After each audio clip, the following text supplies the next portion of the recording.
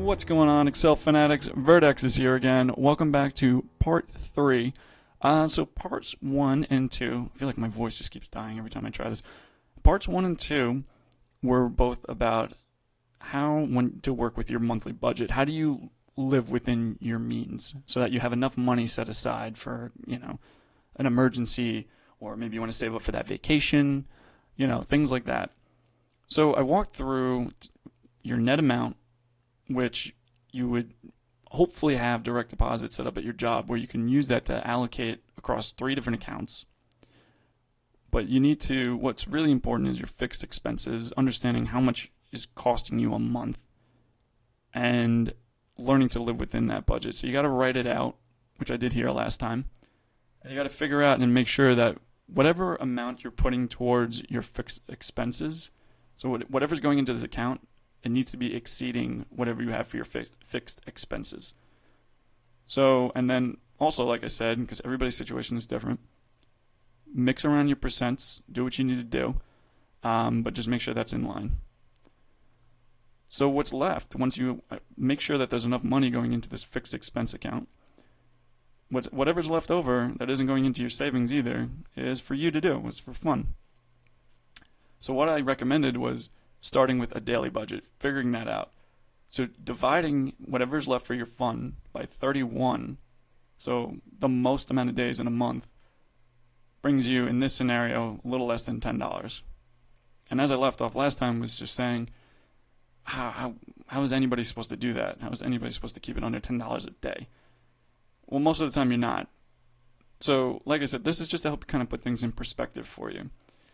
But what really happens is this daily budget really turns into a weekly budget, right? Because you're going to spend more than this amount in a day. And just think about it, if you go out for lunch every day, you're spending probably this much, maybe hopefully less. So how do you do that? So honestly, just take this amount and then just times it by 7. So if you can keep it within your daily, that's great, but I don't think that's a lot of cases that's probably not possible. So that's why you kind of look to it to make if you cut into your daily, it turns into a weekly budget. And then sometimes in this situation where it becomes just your monthly budget, and then you're just spending the entire fun account. But obviously you don't want to spend the whole amount if you can't. You want to live within your means, right? That's why I'm trying to help you out with this. So hopefully this kind of really just kind of breaks things out, hopefully put things in perspective for you. If you don't have a budget, you definitely should make one for yourself.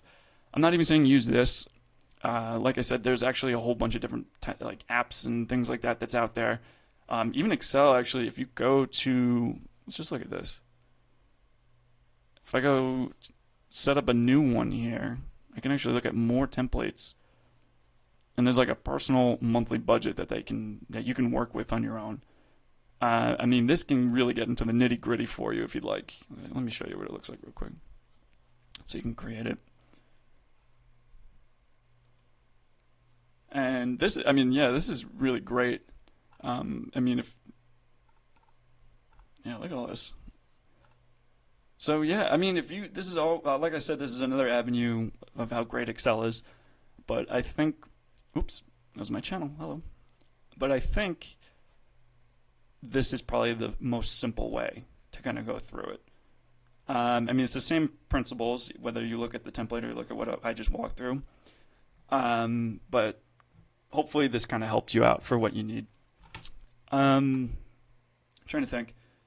I think the last thing, as far as what I will say, the reason I made it 31 was this might help you get ahead in the months where there's not 31 days.